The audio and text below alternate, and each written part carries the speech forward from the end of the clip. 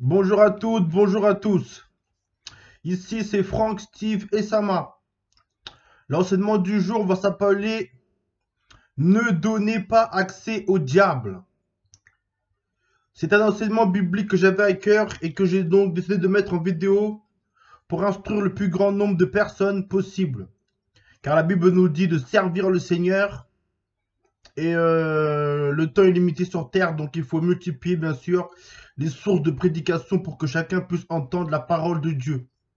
Et donc l'enseignement du jour va donc s'appeler Ne donnez pas accès au diable, comme je l'ai dit et je le répète. Alors, il faut savoir que la Bible dit que le diable rôde autour de nous comme un lion rugissant, cherchant qui il va dévorer. Moi, le Tout-Puissant, l'Éternel des armées, m'a accordé en plus du don de parler en langue, le don de discernement des esprits. Par ce don spirituel, mes yeux sont donc actuellement ouverts sur le monde invisible. Et Jésus-Christ au ciel m'en est témoin que je dis la vérité. Et d'ailleurs, au jour du jugement, tout ressortira. Comme a dit Jésus, il n'y a rien de caché qui doit être connu et rien de secret qui doit être révélé. Mais donc, à l'heure actuelle, moi, par la grâce du Saint-Esprit, je vois donc une partie du monde invisible et je parviens donc à voir certains esprits présents dans le monde invisible. Je parviens à voir l'esprit des humains. Donc quand je vois un homme et que je regarde attentivement, je vois la silhouette de ton esprit qui apparaît. Donc c'est un homme transparent en fait qui enveloppe son corps, comme s'il y avait un homme transparent en fait qui enveloppait son corps. Donc déjà une bonne nouvelle pour tous ceux qui pensent que quand on meurt, on va dans notre tombe, il n'y a plus rien. Sachez que c'est faux. Moi, le Seigneur Dieu Tout-Puissant, l'Éternel des armées m'a donné la vision spirituelle. Et donc, je vois donc les esprits des hommes. Et je vois que chaque homme a donc un esprit en lui. Cet esprit a une forme humaine. C'est un homme transparent, une sorte de fantôme à forme humaine qui enveloppe son corps. Et donc, il n'y a pas que la chair. Il y a aussi une autre partie invisible qui est donc une substance spirituelle, qui est faite de substance spirituelle. Donc, c'est un fantôme à forme humaine en quelque sorte. Et je vois aussi d'autres esprits. Il m'arrivait une fois de voir un ange dans une église. C'était un homme aussi, donc un homme transparent, un homme entièrement transparent. Et il portait une robe blanche, comme les prêtres catholiques. Il portait une robe blanche qui descendait jusqu'aux pieds. Et je l'ai vu donc venir imposer les mains à une personne malade pour qui l'église priait. On invoquait Jésus pour que Jésus vienne accorder une guérison. Et c'est là que j'ai vu donc cet homme invisible, transparent, revêtu d'une robe blanche qui descendait jusqu'aux pieds, venir imposer les mains à cette femme qui avait des problèmes de dos. Et constamment aussi, je vois donc un esprit qui a une forme de serpent. Donc c'est un fantôme en fait, un fantôme, et la forme de son organisme, c'est un serpent géant. Et ce serpent, cet esprit de serpent que je le vois apparaître dans tous les lieux. Donc dehors, dans les maisons, dans les églises, dans les transports en commun, à l'école, à l'hôpital, bref. Dans tous les lieux où je vais, je vois apparaître cet esprit qui a une forme de serpent. Et donc en fait, cet esprit qui a une forme de serpent là, c'est le diable. Car la Bible dit formellement, votre adversaire le diable rôde autour de vous comme un lion rugissant. Il m'a fallu beaucoup de temps avant de comprendre ça. Parce qu'en effet, j'avais la vision. Je vois l'esprit de serpent qui apparaît en tout lieu. Mais je ne comprenais pas encore cette vision. Il m'a fallu au moins 4 ou 5 ans. Et c'est vraiment beaucoup, hein, pour comprendre le sens de la vision.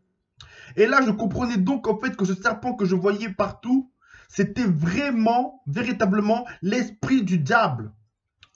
Et pour comprendre son activité, c'est ce verset qui m'a aidé. Votre adversaire, le diable, rôde comme un lion rugissant, rôde autour de vous comme un lion rugissant, cherchant qui va dévorer.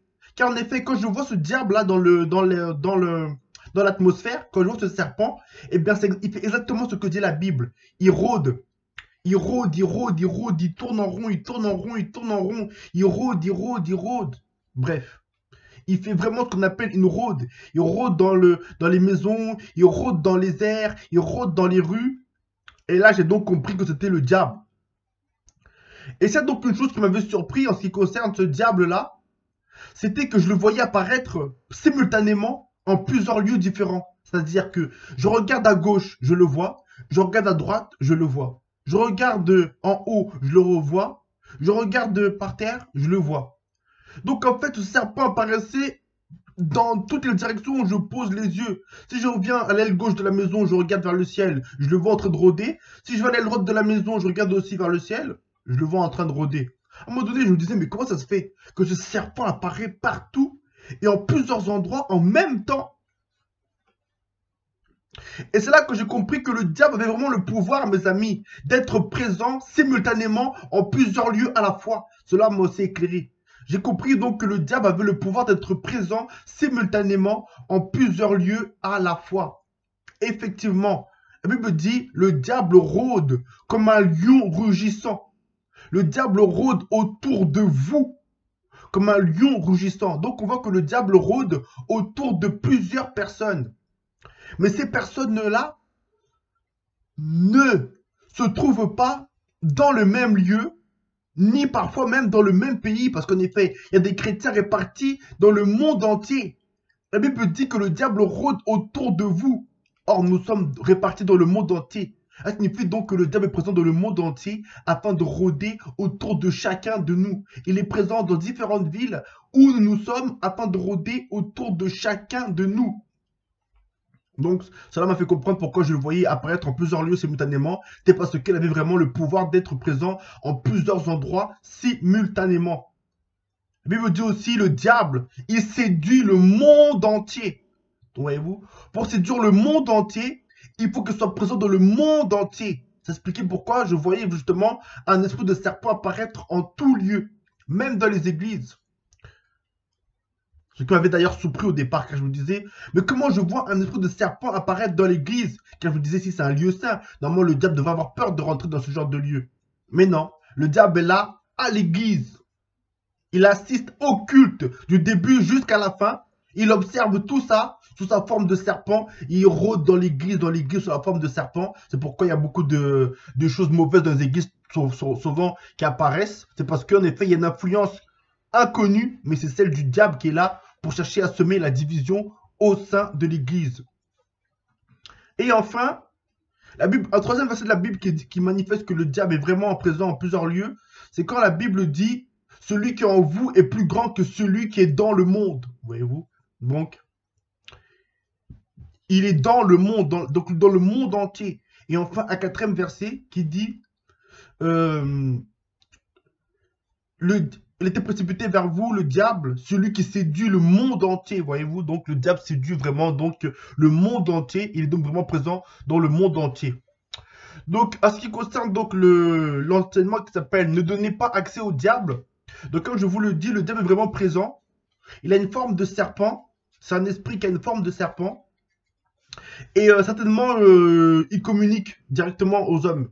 Il communique par télépathie. C'est pour ça qu'il avait inspiré à Judas le dessein de trahir Jésus. Il communique directement dans les pensées. Donc, les pensées que les hommes reçoivent, les mauvaises pensées qu'ils reçoivent, beaucoup d'entre elles, en fait, elles viennent de ce serpent invisible qu'ils ne voient pas, mais qui est là, dans le monde invisible, et qui exerce sur eux une influence par les pensées. Il transmet directement les pensées. À plusieurs reprises, je l'ai vu. Il se pose sur les hommes, il vient comme ça, il se pose sur eux, et je me dis que c'est à ce moment-là, précis là, qu'il doit transmettre les pensées. La plupart du temps, il vole au-dessus du plafond, il vole à proximité il vole au niveau du plafond. C'est-à-dire que le plafond, il est là, lui, il est comme ça. Donc, il circule au-dessus des têtes des gens. C'est là que je me dis, bon, comme il circule au-dessus des têtes des gens, ça veut dire qu'il en profite justement pour semer directement dans leur cœur. Donc moi, j'ai le pouvoir de le voir, mais j'ai pas le pouvoir de l'entendre. Mais par contre, je me dis bien que dans le bien, il communique donc directement par les pensées. Donc parfois, les mauvaises pensées que je peux avoir, ça peut venir de lui. Et pareil pour les autres. Donc moi, je le vois, mais je ne l'entends pas audiblement. Mais par contre, Certainement que des fois, comme il inspire tout homme, moi aussi, il me tente, bien sûr, par les mauvaises ondes qui secrètent dans les cœurs. Et donc, en ce qui concerne le fait de ne pas donner accès au diable, il faut savoir que le diable, en fait, veut accéder à la vie de tout un chacun, et en particulier des enfants de Dieu, afin de semer le malheur dans leur vie, afin de semer la mort dans leur vie, afin de les tuer, afin de leur voler leur bonheur, afin de les détruire, afin de voler les bénédictions que Dieu leur accorde, et afin de leur infliger des maladies et plusieurs malédictions de toutes sortes. C'est pourquoi la Bible dit: ne donnez pas accès au diable. Donc, ne permettez pas au diable de semer ces malédictions dans votre vie. Donc, d'où la question du jour: comment empêcher justement au diable d'avoir accès à notre vie? Eh bien, la réponse est celle-ci. Pour empêcher au diable justement d'accéder à notre vie, il faut rester obéissant à Dieu. Car quand nous restons obéissants à Dieu, nous demeurons en Jésus. Nous demeurons en Dieu, en effet. Demeurer en Jésus équivaut à obéir à Dieu. Et obéir à Dieu permet de demeurer en Jésus. Donc la Bible dit que Jésus c'est Dieu, elle dit que Jésus c'est l'Éternel. Donc Jésus c'est la forteresse. Jésus c'est le bouclier spirituel. Donc quand tu demeures en Jésus, tu es dans une forteresse imprenable. Tu as un bouclier spirituel autour de toi. Ce bouclier spirituel est invisible, mais c'est vraiment un bouclier spirituel. De même que le corps a les anticorps pour chasser les microbes qui veulent l'endommager. Il existe aussi donc un bouclier spirituel. Ce bouclier spirituel, c'est donc Jésus, la présence de Jésus, l'esprit de Jésus, qui enveloppe tout ton corps comme un bouclier spirituel, de sorte que le diable ne peut pas accéder à ta vie. Parce que le diable est donc confronté à ce bouclier spirituel qui l'empêche donc d'enlever les bénédictions que Dieu a mis dans ta vie. Donc quand tu demeures en Jésus, tu demeures dans une forteresse, tu demeures dans un bouclier invulnérable. Et pour demeurer en Jésus, il faut donc rester obéissant à Dieu. Mais en revanche, si tu désobéis à Dieu, alors là, tu sors de la présence de Jésus. Et dis-toi qu'en dehors de la présence de Jésus, tu n'as aucun ami. En dehors de la présence de Jésus, tu n'as que des démons qui n'attendent ils n'attendent qu'une seule chose, que tu déposes ton bouclier, que tu sors de ta zone de protection, et aussitôt, ils arment leurs flèches et fou, ils tirent sur toi. Aussitôt, ils plantent leurs graines dans ta vie, et par la suite, quelques temps plus tard, tu vas entendre: ah, j'ai mal ici, ah, j'ai mal là, ah, ceci a échoué, oh, ceci n'a pas fonctionné comme je voulais, oh, j'ai perdu ceci, oh, j'ai perdu cela, oh, j'ai échoué ceci, oh, j'ai échoué cela, oh, je ne suis pas heureux, oh, je ne me sens pas bien.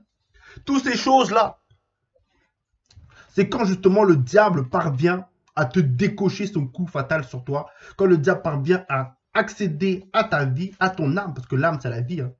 Il parvient à accéder à ton âme et poser des mauvaises choses dedans. Comprenez-vous? Donc, il est vraiment essentiel, mes très chers gens, de savoir qu'il faut vraiment demeurer en Jésus. Quand tu demeures en Jésus, tu es protégé. Tu es protégé. Le diable ne parvient pas à te toucher. Tu as un feu du Saint-Esprit autour de toi. Le diable ne parvient pas à te toucher. Le diable te fuit. Parce qu'il a peur du feu qui t'entoure. Le feu spirituel. Il voit le feu spirituel, il s'en va. Par contre, tu sors de Jésus. Cet homme n'a aucune protection. Cet homme n'a aucun bouclier. Il va semer ses malédictions en toi. Il peut semer une malédiction, hein. Tu vas pas t'en rendre compte. Mais plusieurs jours plus tard, plusieurs mois plus tard, plusieurs années plus tard, tu vas voir les malédictions se manifester concrètement. Parce que entre le moment où on plante et le moment où on récolte, il y a toujours un intervalle. Ce n'est pas le jour où on plante qu'on récolte. Donc il veut venir semer ça aujourd'hui.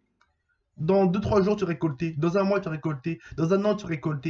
Le temps que sa malédiction germe et porte du fruit. Donc, pour vraiment empêcher au diable de semer des malédictions dans notre vie, pour empêcher au diable d'avoir accès à notre vie, pour nous enlever le bonheur, la joie, la paix, la prospérité, toutes les choses que Dieu dépose en nous, il faut vraiment donc demeurer en Jésus.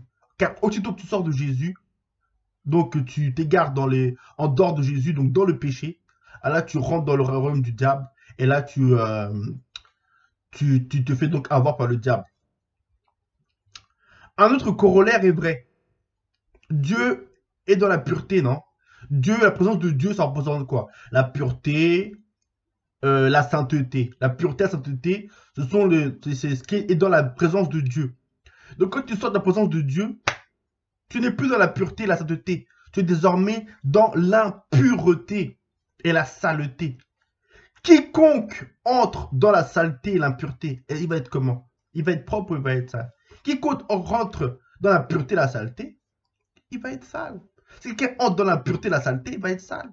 Il va se salir. Cette impureté, cette saleté va venir se déposer sur lui. Il aura des bactéries, des microbes sur lui parce qu'il aura quitté la propreté. Quand tu quittes la propreté, tu rentres dans la saleté. Et quand tu rentres dans la saleté, eh bien, tu deviens sale. Il y a des bactéries en toi, il y a des microbes en toi. Voilà, c'est pareil. Donc Dieu, la présence de Dieu, c'est la bénédiction.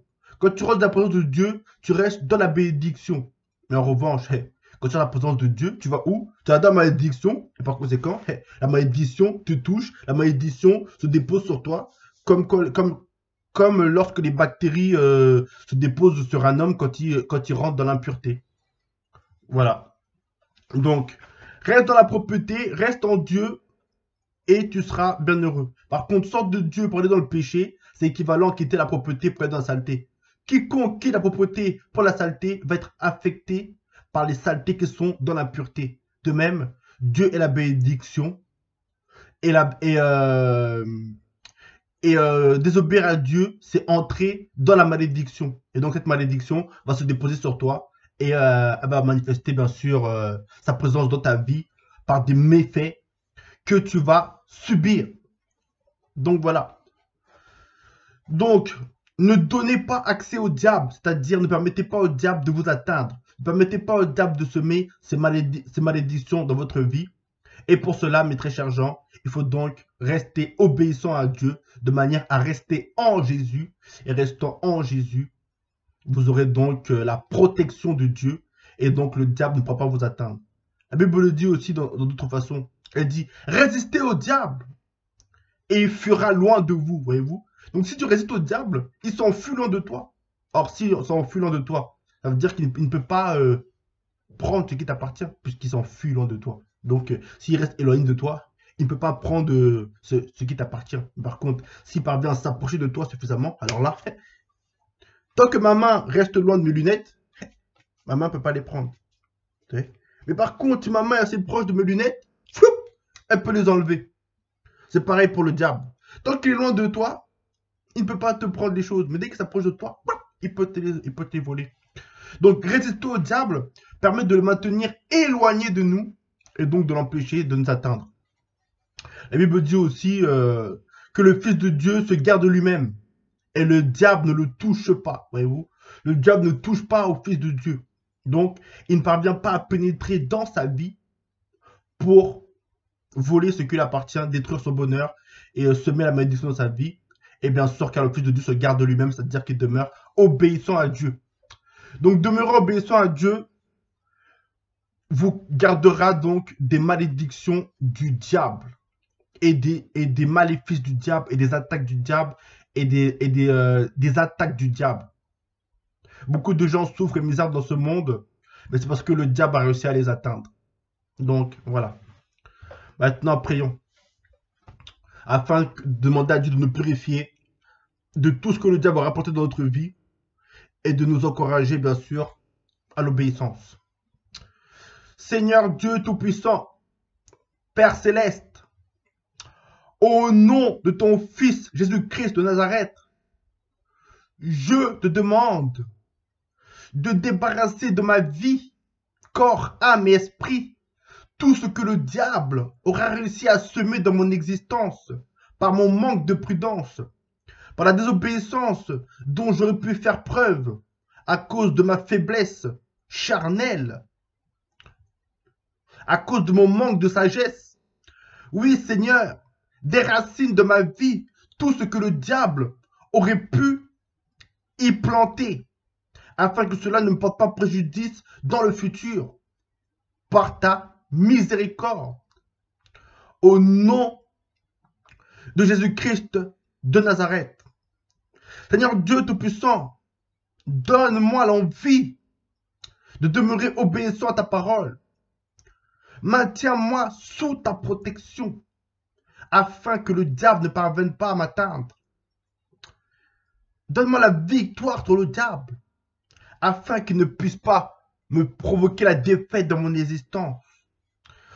Repousse les attaques du diable, afin qu'il ne parvienne pas à me donner des coups terribles qui vont provoquer ma défaite totale.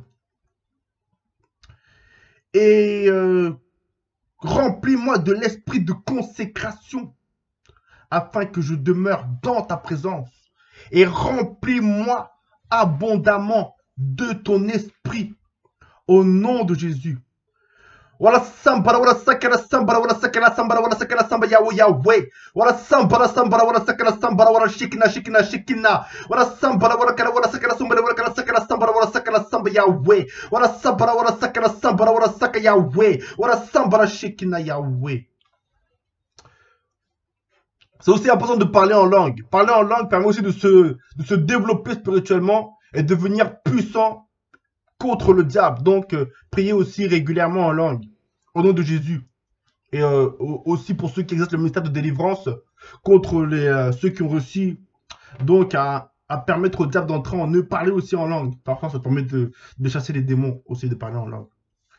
Et ne pas donner accès au diable permettra aussi justement d'empêcher aux démons d'entrer dans votre vie pour vous conduire à des choses de néant et à prendre le contrôle de vous. Donc voilà. Que Dieu vous bénisse au nom de Jésus et qu'il nous encourage à l'obéissance. Amen.